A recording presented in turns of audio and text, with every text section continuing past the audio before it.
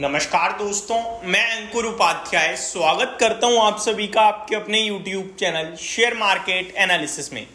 यहां आप सभी के साथ बात करने वाला हूं कुछ ब्लू चिप स्टॉक्स के बारे में। कमेंट्स भी आए हैं कि भाई इन स्टॉक्स में पोजीशन है, क्या करें क्या ना करें। कंपनियां तो दमदार है लेकिन प्रदर्शन अभी कुछ समय से खराब चल रहा है।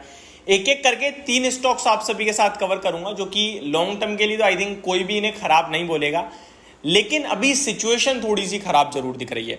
शुरू करते हैं एक एक करके तीनों ही स्टॉक्स को कवर करना कि सही भाव कौन सा हो सकता है खरीदारी, एवरेजिंग, बॉटम फिशिंग करने के लिए, और अभी क्या करें। देखिए, अभी अगर किसी के पास है तो वो होल्ड करे, ये सिंपल क्रिस्टल क्लियर राय है।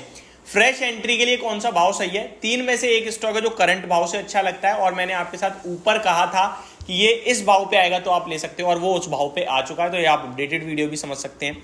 तो सबसे पहले बात करना चाहूंगा एशियन पेंट के बारे में। एक कमेंट भी था आज कि भाई एशियन पेंट को प्लीज कवर कीजिए। स्टॉक के नंबर्स थोड़े वीक आए, कंपटीशन बढ़ रहा है, स्टॉक का प्राइस नीचे आ रहा है।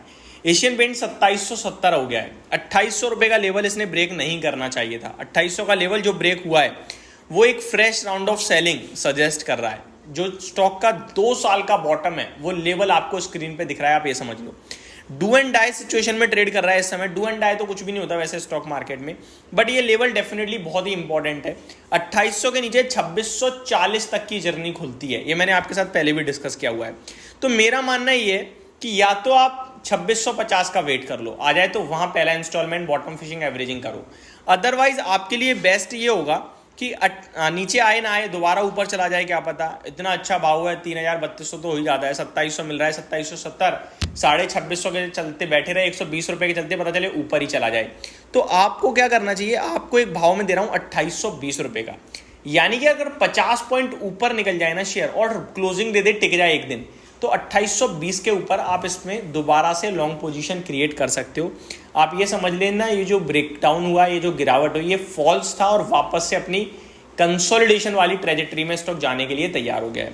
2820 पार करेगा और टिकेगा तो मेरा मानना है दोबारा स्टॉक आपके लिए 2900 2820 तक की 2820 के बाद 2880 2900 रुपए तक की जर्नी दिखाएगा शॉर्ट टर्म की बात करूं तो, एंड इवेंचुअली 3150 तक के आपके लक्ष्य बन सकते हैं। अब आते हैं वर्स्ट केस सिनेरियो में। 2650 आ गया तो 2650 पे आप खरीदो, लेके बैठो, निश्चिंत हो गए लॉन्ग टर्म पर्पज से। आपका लक्ष्य जो बनेगा ऊपर में, पहला लॉन्ग टर्म के लिए रखोगे आप 3200, दूसरा 3500 एंड उसके बाद ट्रेलिंग करके हम 4000 भी इसको ट्रेल करेंगे। क्यों करेंगे? ये स्टॉक अपने हिस्टोरिक पी से आधे पे मिल रहा है। 70-75 के पी पे स्टॉक ट्रेड करता है नॉर्मली, अभी ये 48 के पी पे मिल रहा है, केवल इसलिए कि पेंट सेगमेंट में कंपटीशन बढ़ रहा है। लेकिन कंपटीशन बढ़ रहा है तो क्या हुआ, मार्केट तो और बड़ा हो ही रहा है ना, तो मेरे हिसाब से कोई चिंता का विषय नहीं है लॉन्ग टर्म के लिए। दूसरा स्टॉक है अपना टाइटन। रिसेंटली मैंने कवर भी किया था रिजल्ट्स के बाद कि ये स्टॉक अभी 3550 चल रहा है, ऊपर में 3900 के समथिंग का हाई है, नीचे आएगा 3550 के बाद अभी 3250 पे। तो आपको खरीदारी शुरू करनी है क्योंकि इस स्टॉक में रिजल्ट खराब है, लेकिन एक कंपनी बहुत दमदार है। 10% तक टूट सकता है, 7% तक गिरा था रिजल्ट के बाद, अभी 3290 है। इनफैक्ट 3290 तब है जब ये 1% ऊपर आ गया है। मेरे हिसाब से आपके लिए स्टॉक ने 3240 का लो लगाया था फ्राइडे ट्रेडिंग सेशन में और वही हमारी बाइंग का रेंज था। मैं कहूँगा यहाँ से आप इसे एवरेज कर सकते हो, एक्यूमुलेट कीजिए 3000 तक, यानी करंट भाव पे 30 रुपये लगा दो, 100 में से थोड़ा 100 रुपये गिरे तो और 30 लगाओ और बचा हुआ 40 भी आप नीचे में लगा देना अगर आ जाए तो, वरना दोबारा ऊपर आ रहा हो तो ऊपर में लगा दो। स्टॉक आपके लिए 3550 और 3800 रुपये का भाव बहुत जल्दी दिखाएगा, ऐसा मेरा मानना है। तो ये स्टॉक भी हमें काफ़ी पसंद है जहाँ पे आप एक्यूमुलेशन कर सकते हो।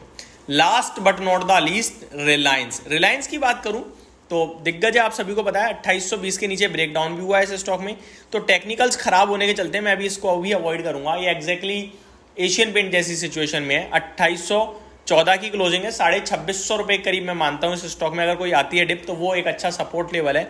वहाँ पे देखेंगे कि वहाँ पे सस्टेन कर रहा है तो फिर वहाँ एक्यूमुलेट और खरीदारी कर सकते हैं। मेरा मानना है कि अभी रिलायंस के शेयर थोड़ा अवॉइड लिस्ट में रखना चाहिए क्योंकि ये कोई संकेत दे नहीं रहा, रिजल्ट भी कुछ खास नेगेटिव या पॉजिटिव नहीं थे, साइडवे टू नेगेटिव हो गया है, वॉल्यूम्स भी बड़े आ नहीं रहे हैं, तो सुस्ती में चल रहा है अभी, तो अवॉइड भी कर सकते हो आप, और है तो पड़ा रहने दो, नहीं है तो अभी फ्रेश एंट्री के बारे में तो नहीं सोचना चाहिए। तो ये 3 स्टॉक्स थे जिन पे मैंने आप सभी के साथ डिस्कशन किया। होप आपको सारी चीज़ें समझ में आई होंगी, पसंद भी आई होंगी। Thank you so much for watching this video. Have a great day guys.